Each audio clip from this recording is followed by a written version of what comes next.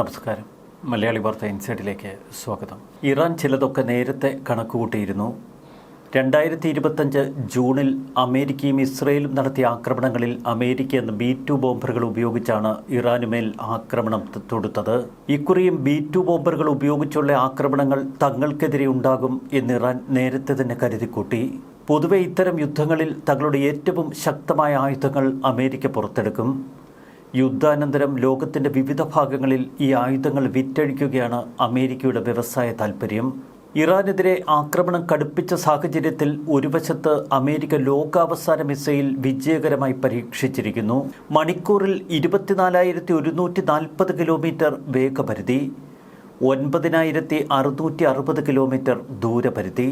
ഇക്കഴിഞ്ഞ രാത്രിയിലും middle east രാജ്യങ്ങൾക്ക് നേരെ ഇറാൻ രൂക്ഷമായ ആക്രമണങ്ങൾ നടത്തിയിരുന്നു. ഇപ്പോഴിതാ ഇറാന്റെ മിസൈൽ ആസ്ഥാനം ആക്രമിക്കാൻ US പ്രസിഡന്റ് ഡൊണാൾഡ് ട്രംപ് നിർദ്ദേശം നൽകിയിരിക്കുന്നു എന്ന വാർത്തയാണ് അന്താരാഷ്ട്ര മാധ്യമങ്ങളിൽ. ആക്രമണത്തിന് പ്രസിഡന്റ് ഉത്തരവിട്ടു എന്ന് യുണൈറ്റഡ് സ്റ്റേറ്റ്സ് സെൻട്രൽ കമാൻഡ് അറിയിച്ചു. ഇറാനെതിരെ US ഇസ്രയേൽ നടത്തിവരുന്ന സംയുക്ത സായുധ നടപടികളെക്കുറിച്ചുള്ള വാർത്താ സമ്മേളനത്തിലാണ് ഇക്കാര്യം കമാൻഡർ അഡ്മിറൽ ബ്രാഡ് കൂപ്പർ വ്യക്തമാക്കിയത്.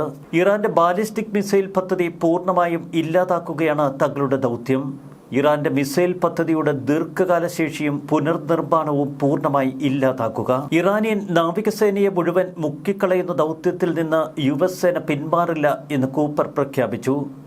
രണ്ടാം ലോകമഹായുദ്ധകാലത്തെ വിമാനവാഹിനി കപ്പലിന്റെ വലിപ്പത്തിലുള്ള ട്രോൺ വാഹിനിയെയാണ് തങ്ങൾ ലക്ഷ്യമിട്ടത്.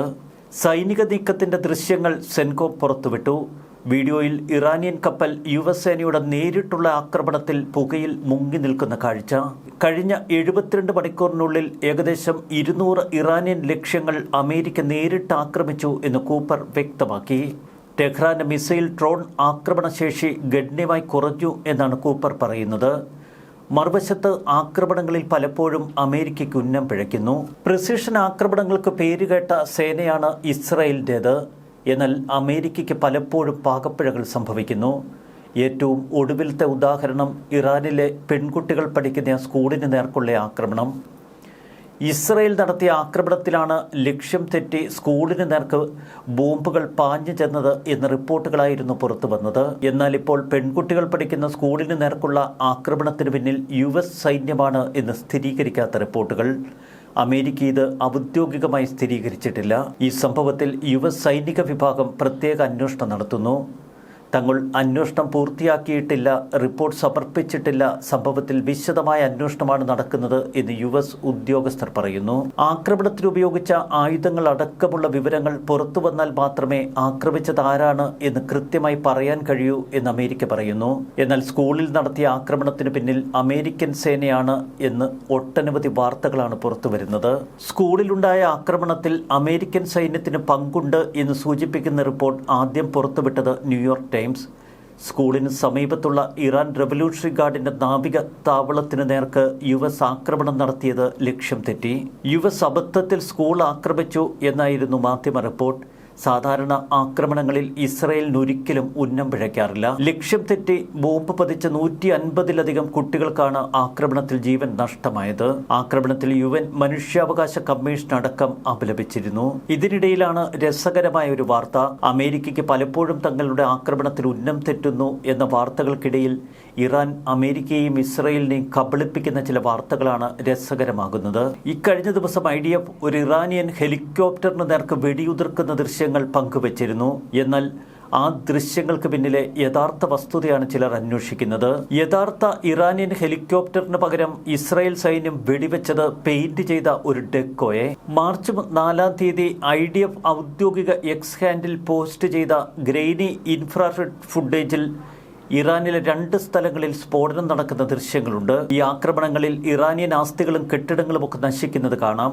എന്നാൽ ആക്രമണത്തിൽ യഥാർത്ഥ ഹെലികോപ്റ്റർ അല്ല ആക്രമിക്കപ്പെട്ടത്, മറിച്ച് വെറും ഡെക്കോയ്ക്ക് നേരെ ഇസ്രയേൽ ആക്രമണം നടത്തുകയായിരുന്നുവെന്നാണ് സമൂഹ മാധ്യമങ്ങളിൽ വരുന്ന പരിഹാസം.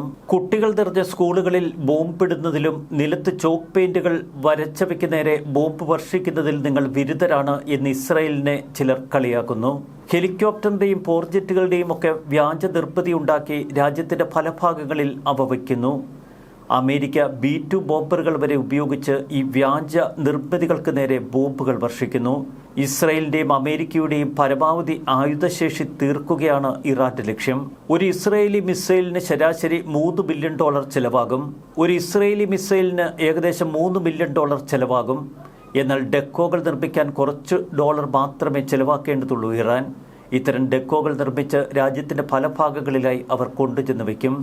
ഫലമോ ഇസ്രയേലും അമേരിക്കയും ആകാശത്ത് നിന്ന് നിരീക്ഷിച്ച് ഈ ഡെക്കോകൾക്ക് നേരെ വലിയ ബോംബ് വർഷം നടത്തും.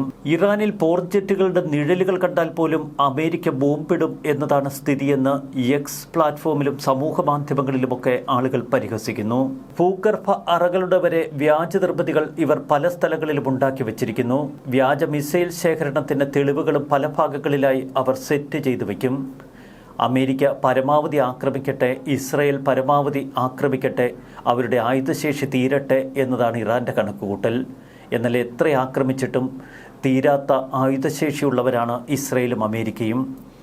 2023 മുതൽ തുടർച്ചയായ യുദ്ധത്തിൽ ഏർപ്പെട്ടിട്ടും ഇപ്പോഴും ആയുധശേഷിക്ക് ഒരു കുറവുമില്ലാതെ നിൽക്കുന്ന ഇസ്രയേൽ മറുവശത്ത് തങ്ങളുടെ ആയുധപ്പുരകൾ നിറഞ്ഞിരിക്കുന്നുവെന്ന് ഇപ്പോഴും വീമ്പിളക്കുകയാണ് അമേരിക്ക. സംഘർഷം ആരംഭിച്ചതിനു ശേഷം ഇതുവരെ ഇറാനിൽ നടത്തിയ ആക്രമണങ്ങളിൽ ഇസ്രയേൽ വ്യോമസേന ഉപയോഗിച്ചത് 5000-ലധികം ബോംബുകൾ. ടെഹ്റാൻ മേഖലയിലും ഇറാന്റെ വ്യോമ മേഖലയിലുമൊക്കെ പൂർണ്ണ ആകാശ മേധാവിത്വമാണ് ഇപ്പോൾ ഇസ്രയേലും അമേരിക്കയും ഉറപ്പിച്ചിരിക്കുന്നത്. ഇസ്രയേൽ ആക്രമണങ്ങളിൽ ആയിരക്കണക്കിന് ഇറാൻ സൈനികർ കൊല്ലപ്പെട്ടു എന്ന വാർത്തകൾ ഇറാൻ തന്നെ സ്ഥിരീകരിക്കുന്നു. കഴിഞ്ഞ 2 ദിവസങ്ങൾക്കുള്ളിൽ ആയിരക്കണക്കിന് ഇറാനിയൻ സൈനികരെ ഞങ്ങൾ കൊന്നൊടുക്കി. സൈന്യം പ്രസിദ്ധീകരിച്ച ഒരു വീഡിയോയിൽ കൃത്യമായി ഇസ്രയേൽ പറയുന്നു. ഇറാന്റെ കൈവശമുണ്ടായിരുന്ന 30ഓളം വാർഷിപ്പുകളാണ് ഇതിനകം അമേരിക്കൻ സേന ആക്രമിച്ച് തകർത്തത്. പലപ്പോഴും മിലിഷ്യകളുടെ ആക്രമണ ശൈലി ഇറാൻ പുറത്തെടുക്കുന്നു. അതിൻ്റെ ഒരു ഭാഗമാണ് വ്യാജ നിർമ്മിതികൾ ഒരുക്കി ശത്രുവിനെ കൊണ്ട് അത് ബോംബ് വയ്പ്പിക്കുക. അതുതന്നെയാണ് ഇറാൻ പല സ്ഥലങ്ങളിലും ഇപ്പോൾ ആവർത്തിക്കുന്നത് എന്ന വാർത്ത അന്തർദേശീയ മാധ്യമങ്ങളിൽ. മറുവശത്ത് ഇതൊക്കെ തിരിച്ചറിയാൻ അത്ര വിഡ്ഢികളാണ് മൊസാദ് എന്ന് ചോദിക്കുന്നവരുമുണ്ട്. ന്യൂസ് ഡെസ്ക് മലയാളി വാർത്ത ഇൻസൈഡ്.